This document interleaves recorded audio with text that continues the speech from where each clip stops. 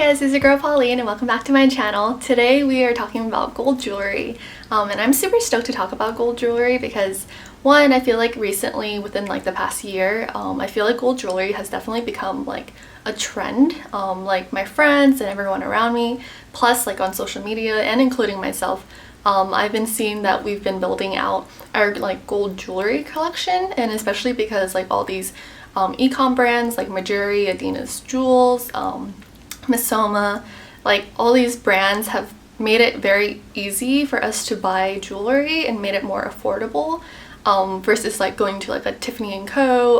Or like some other jewelers around like the local area. And so being a newbie in the gold jewelry market definitely is super confusing, and so this is why I felt like the need to make this video because I feel like so many of you guys out there are probably like going through what I'm going through, just kind of like figuring out what's the best like gold jewelry for me, what do I really want to invest in, and like I just had to do all the research. And so this video is really for you guys who are also newbies like me, to just kind of like have the basic knowledge on like gold jewelry and then using this knowledge to make your purchase. And so before we get started, if you guys like my videos and want to support me, I do really appreciate it. And if you guys subscribe to my channel, give me a like during or whenever, comment, and let your friends know about me and my channel. Let's start with the different weights of gold. And so when you're reading these subscriptions, you'll see 14K, 18K, 24K, and occasionally 10K. But what does this really mean? And so the K means carats, and this is just an indicator of how pure the gold is. And so 24K is the purest form of gold, and then anything below that is just like a fraction out of 24. And so really like 18K means 18 out of 24, 14K means 14 out of 24. And so for 14K, this means it's going to be 58.3% gold, and the rest it's mixed with other metal alloys like zinc, nickel, sterling silver, brass, or whatever other metals that the manufacturer might be using. And so this doesn't really mean that it's a bad thing. It's a less pure form of gold, but because gold is actually a very soft and malleable substance, it does need to be bonded with these other metals to make it durable. So 14K is actually a pretty good choice if you're planning to wear your jewelry every single day. Kind of like engagement rings, they're usually like 14K because like you're wearing it every day. You might be like working with your hands a lot, and so it's very resistant to like scratches a lot more than like 18 or 24. Because again, gold is very soft, and so 14K is the most durable. Another reason why you might like 14K, or it might be the better option for you, is because it has a lot of variety. And what I mean by this is that if you ever heard of like white gold or like rose gold, that can all be fallen under 14K. And rose gold is actually very specific to 14K, and what makes these different golds a different color is not because of the gold content, it's because of the metals that's mixed with the gold. And so white gold is typically made with like silver or white metals, and I think this is like nickel, sterling silver, and I want to say zinc as well. And then for rose gold, it's because there's a lot more copper content, which gives it that rosy pink color that rose gold has. And so if you like different options, or you just like don't know, I think like having a variety of golds to choose from gives you the ability to choose and try things on at a more affordable price. And that, you know, that's also like the best benefit of 14K gold.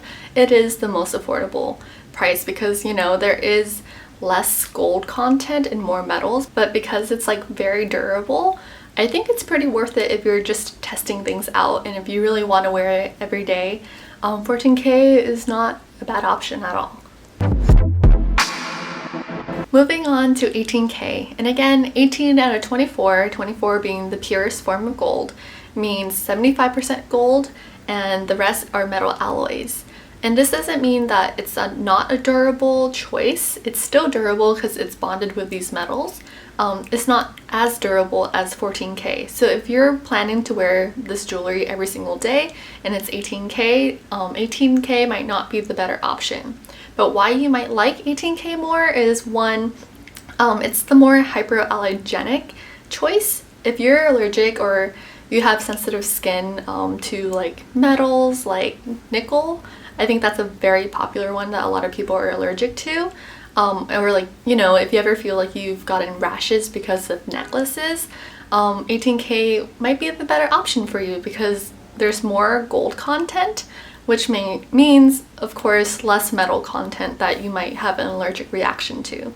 And also because there's more gold content in 18K, it also makes it more valuable. And so for resale, it goes a lot higher than 14K. And also just having a pure form of gold just feels like a flex. And so that might be a reason why you like 18K more. So those are just like the mini benefits of 18K, and that's like the difference between 18K and 14K. It's still durable, but it might not be for everyday wear. So yeah. And lastly, 24K. This means it's 100% gold. And most of the time you actually won't find jewelry that's made of 24K because, again, gold is soft. It's a soft boy. And so if you buy jewelry that's 24K, just know that it will get scratched, it will get damaged. And so these should be for very special occasions. If you want that rich yellow color, or you're just trying to flex on someone, but just gotta be careful with it, alright? So 24K for ya. 24K magic. Now the most important part, how gold jewelry is made.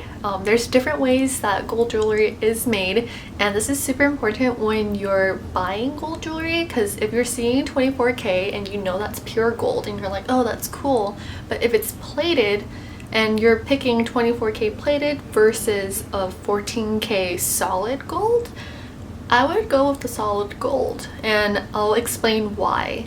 So first, gold plated. Gold plated jewelry, how it's usually made is that it starts with a base metal, whatever the manufacturer is using, and then they dip that into gold, whatever purity they're using, and then they take it out and electrocurrent stuff, I don't know, science happens, and that's how gold plated jewelry is made. And what this really is that it's actually a small thin layer of gold that's sitting on top of the base metal. And because it's sitting on top and it's very thin, it's more susceptible to damage. So a few things that you should keep in mind when you're buying gold-plated jewelry. One, it's very affordable, and so it's light on our pockets, so if you want to try different looks, gold-plated jewelry is the option for you. And because it's so affordable for not only us, but for the manufacturer as well, they can create actually a lot of different designs, and so that gives it a lot of versatility. So big chunky earrings or necklaces that you usually see probably is gold plated, but what you really have to keep in mind is that all gold plated jewelry will tarnish. Gold plated jewelry is known to not last very long, and so you only get a few wears out of these items because, you know, it's really easy to damage. One, because there's a very thin layer of gold, so it will get scratched, or if it gets exposed to any type of moisture, that will tarnish the gold as well, or whatever base metal the manufacturer might be using, like I forget what it is, but it might eat through the gold over time. And so if you want to save money in the beginning, gold plated might be the better option for you, but if you want to save money in the long run, I would kind of just not consider gold plated jewelry at all. So like, what the hell is vermeil? Well, vermeil is a very specific type of gold plating. After doing some research, I learned that vermeil is just a little bit thicker than gold plated jewelry. It's a standard, so if it doesn't follow the standard, then you can't call it vermeil. But after doing some research and reading a bunch of blogs from all these like websites and like small e-com brands, I feel like a lot of them don't follow the regulations or the standard, and they still use vermeil. and so I would stay clear of vermeil in general, because one, it is also gold-plated jewelry, and so it will tarnish over time. And unless you know that this company is a reputable like brand, you should buy their vermeil stuff if you trust them, but I don't trust nobody, so. So next is gold-filled jewelry. So gold-filled is not what you might think it means. It's not filled with gold like I thought, but you can't blame me because it's called gold-filled. But how it's actually made is that the base metal that whatever the manufacturer is using is mechanically bonded to the gold that they're using. So instead of like gold-plated jewelry, where the jewelry is dipped and it's a very thin layer sitting on the top of the surface of the base metal, it's actually bonded together.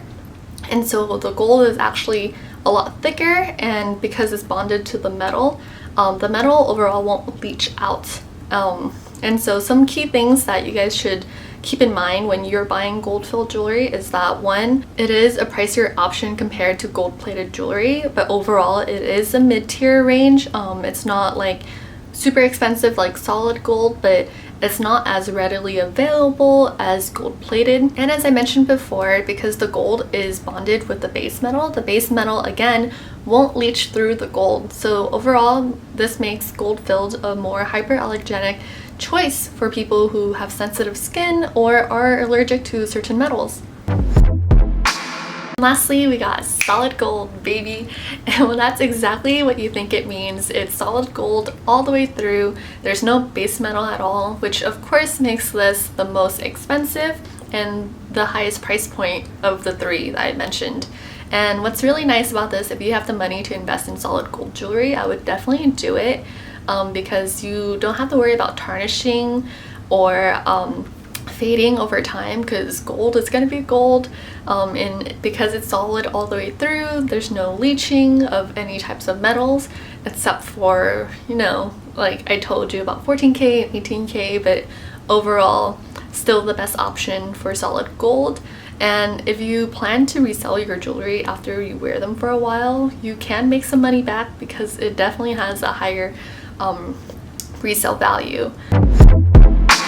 Personally, for me, I'm still building out my jewelry collection, and though I am tight on budget, but I also want to invest in something that's a little bit more high quality, I'm seeking out more gold-filled jewelry options.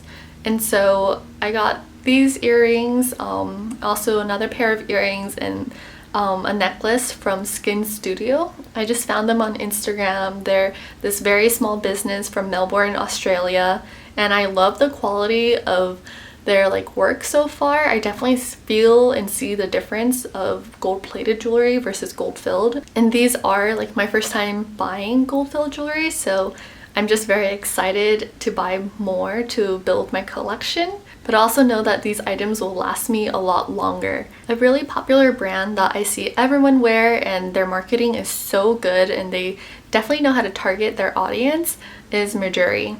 I personally bought vermeil pieces from Mejuri, and I don't know what happened, but it's only been maybe 2 months that I've bought vermeil jewelry from them, and it tarnished and it looks really, really bad, except for the ring that I still have from them that I kept separate from the necklace and the earrings. I don't really know what happened. In my opinion, I think Mejuri overall is very expensive for what it is. Very dainty, cute items, I want to say, but I don't think it's worth it if you can seek out a better quality item or gold-filled item, or if you have the money, you can pay for their 14K solid gold jewelry, but I don't really agree with their price point on their solid gold jewelry. But what I am excited about is this recent piece that I added to my collection. So Garrett got me this Tiffany & Co. 18K solid gold necklace. And this is super cute and dainty. I definitely feel the difference in quality and weight compared to gold filled and gold plated. And this is my first time really owning something that's pretty expensive, I want to say, so I really treasure and appreciate this present so much. So one day when I have enough money, I definitely want to invest in more solid gold jewelry, but for now, gold filled will do the job. Alright, I hope you guys liked this video as much as I liked making it, and if you thought it was useful in any type of way, give me a like down below or a comment. And if you want to support me in future videos and just my channel in general, please tell your friends about me, subscribe to my channel, and I'll see you guys next time. I truly appreciate it. Bye!